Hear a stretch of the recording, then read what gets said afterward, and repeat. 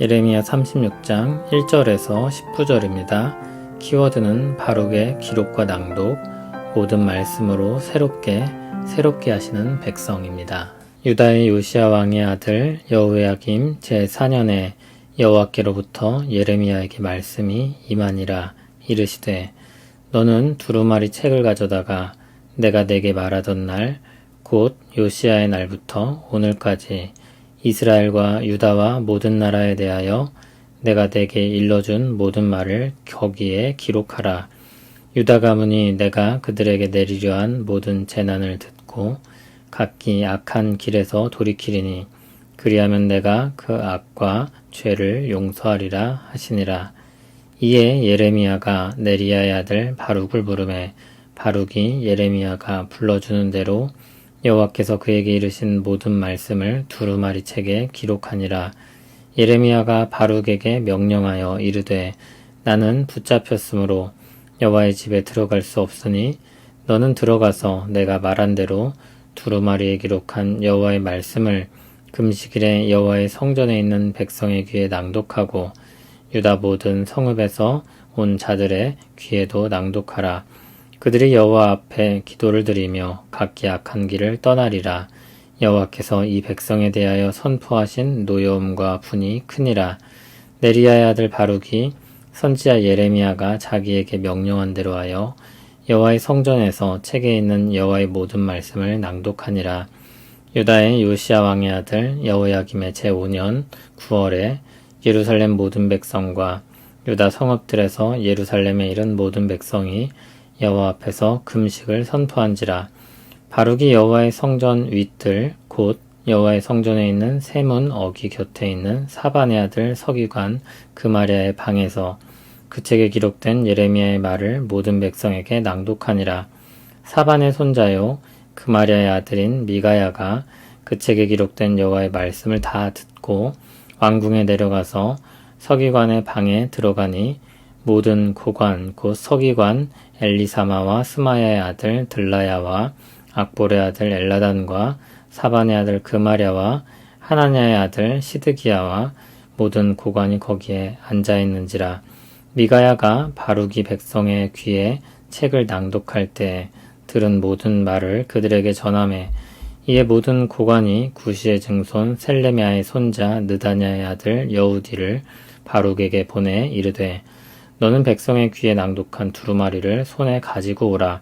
네리야의 아들 바룩이 두루마리를 손에 가지고 그들에게 오니 그들이 바룩에게 이르되 앉아서 이를 우리 귀에 낭독하라. 바룩이 그들의 귀에 낭독하매 그들이 그 모든 말씀을 듣고 놀라 서로 보며 바룩에게 이르되 우리가 이 모든 말을 왕에게 아뢰리라. 그들이 또 바룩에게 물어 이르되 너는 그가 불러주는 이 모든 말을 어떻게 기록하였느냐 청하노니 우리에게 알리라.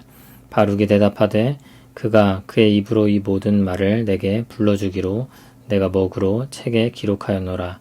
이에 고관들이 바룩에게 이르되 너는 가서 예레미야와 함께 숨고 너희가 있는 곳을 사람에게 알리지 말라 하니라. 아멘. 36장은 예레미야서가 기록된 역사를 보여줍니다. 여호야김 제4년에 하나님의 말씀이 예레미야에게 임했습니다. 레갑 사람들이 신실하게 살아가고 있었지만 유다 백성들은 계속해서 죄악으로 치달을 때입니다. 하나님은 두루마리 책을 가져다가 주신 말들을 기록하게 하셨습니다. 기록의 목적은 3절에 나오는 것처럼 백성들이 재난에 대한 말씀을 듣고 악한 길에서 돌이키는 것입니다. 만일 그들이 회개하면 하나님은 그들을 용서하실 것입니다. 예레미야는 순종하여 바룩을 불러서 말씀대로 책을 기록했습니다. 참고로 바룩은 32장에도 나왔었는데 예레미야가 샀던 땅의 매매 증서를 보관했던 사람입니다. 그런데 32장의 시점보다 오늘 본문의 시점이 더 이른 시점입니다. 예레미야는 바룩에게 성전에 들어가서 기록된 말씀을 낭독하라고 했습니다. 자신은 붙잡혀서 들어갈 수 없는데 그럼에도 하나님의 말씀이 선포되어야 했으므로 그 일을 바룩에게 맡기는 것입니다. 예레미야는 사실 이때 붙잡혀 있는 것은 아니었습니다. 그는 성전이 파괴될 것을 선포하였고 사람들의 미움을 샀고 행동이 자유롭지 않게 된 것입니다. 6절을 보면 선포할 날은 금식일이었습니다. 두루마리에 기록된 말씀의 핵심은 회개를 촉구하는 것입니다. 7절을 보면 하나님 앞에 회개 기도를 하며 악한 길에서 떠나게 하는 것을 목적으로 하고 있음을 볼 수 있습니다. 지금 하나님의 노여움과 분이 크다고 선포합니다. 바룩은 순종하여 성전에서 하나님의 모든 말씀을 낭독하게 됩니다. 듣기 좋은 말씀만 골라서 전하지 않고 주어진 말씀을 모두 전합니다. 전한 날들에 대한 자세한 내용이 9절 아래 나옵니다. 시간이 흘러 여호야김 제5년 9월입니다. 해가 지났습니다. 말씀을 기록하고 준비하는 시간이 있었을 것입니다. 하나님 앞에 금식을 선포한 날 기록된 말씀을 낭독합니다. 이날은 절기는 아니었고 아마 바벨론의 공격을 받아 공경에 처해 특별히 금식하며 기도했던 날일 것입니다. 말씀을 선포한 곳은 바룩이 성전 윗뜰 곧 성전 세문 어귀 곁에 있는 사반의 아들 서기관 그마랴의 방이었습니다. 거기서 말씀을 선포하게 된 경위가 11절 아래 나옵니다. 사반의 손자이며 그마랴의 아들인 미가야가 바룩이 기록한 책의 말씀을 다 들었습니다. 그 말씀을 다 듣고 그는 왕궁의 서기관의 방에 가서 서기관과 고관들에게도 말씀을 전했습니다. 모든 고관들은 사람을 보내 낭독한 두루마리를 가지고 오게 했습니다. 그리고 그 말씀들을 바룩에게 낭독하게 하고 들었습니다. 그들은 그 말씀을 왕에게 아뢰 것인데 어떻게 기록하게 된 것인지 경위를 말하라고 했습니다. 바룩은 예레미야가 모든 말을 불러주었고 자신은 그것을 책에 기록했다고 했습니다. 그 내용을 들은 고관들은 바룩에게 말하기를 예레미야와 함께 숨고 있는 곳은 비밀로 하라고 했습니다. 좋은 반응이 일어날 리가 없기 때문입니다. 우리 신앙의 선배들은 전체 성경을 강조했습니다. 선별적으로 입맛에 맞춰 취하는 것이 아니라 하나님의 말씀으로 주어진 모든 말씀을 받는 것입니다. 66권 전체 성경을 믿음으로 받고 전하는 것입니다. 사도 바울은 에베소 교회 장로들에게 작별 인사를 하면서 자신은 꺼리지 않고 하나님의 뜻을 다 전했다고 했습니다. 하나님의 말씀을 전할 때 꺼려질 만한 내용이 있을까 싶기도 하지만 그 말씀엔 죄에 대한 말씀과 그에 따른 심판 선언이 있다는 것을 생각할 필요가 있습니다. 모두에게 반가울 만한 말씀이 아닐 수 있음을 알 수 있습니다. 바룩이 기록한 말씀을 고관들이 들었을 때 그 말씀이 왕에게 반갑게 들리지 않았을 것을 예상했던 것은 바로 그런 이유 때문입니다. 사람들은 모든 말씀이 달갑게 들리지 않을 것을 압니다. 가장 부딪히는 것은 무엇보다 사람들의 죄를 지적하는 말씀입니다. 누구나 지적받기를 싫어합니다.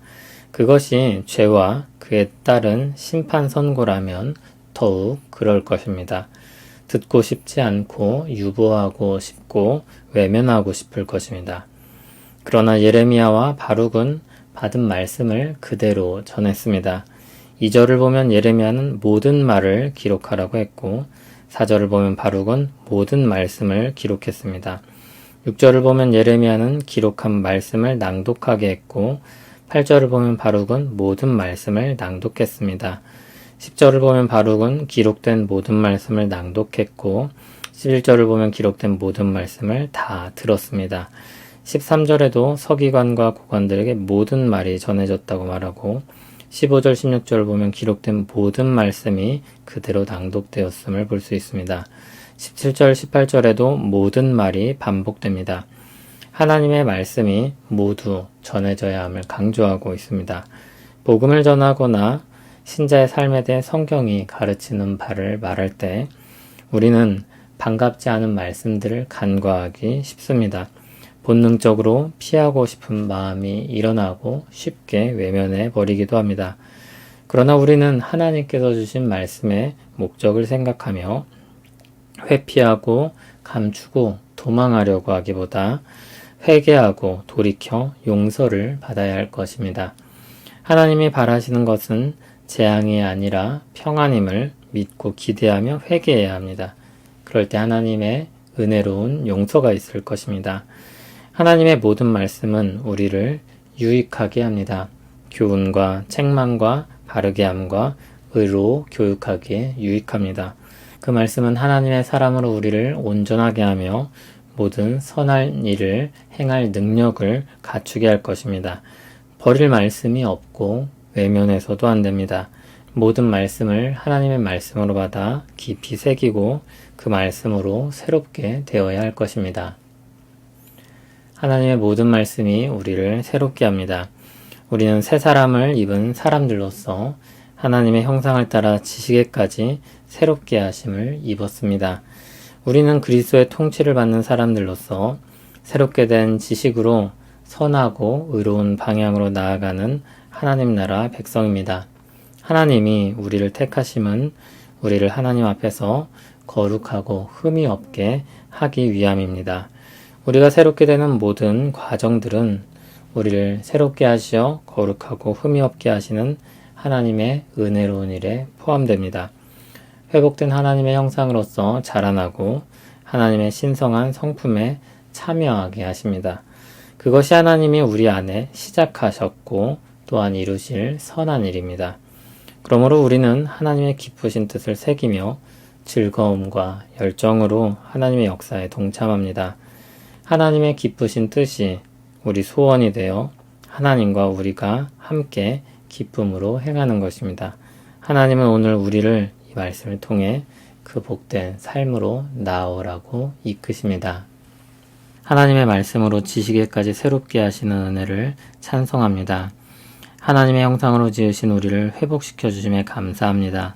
타락한 자리에서 거룩한 자리로 옮기시고 지식에까지 갱신되어 거룩하고 흠이 없게 하시는 은혜를 베푸셨습니다. 하나님의 성품과 역사에 동참하게 하셨습니다. 감사합니다. 하나님의 뜻과 마음을 따라 하나님과 동행하는 영광을 누리며 살게 하옵소서. 예수님 이름으로 기도합니다. 아멘.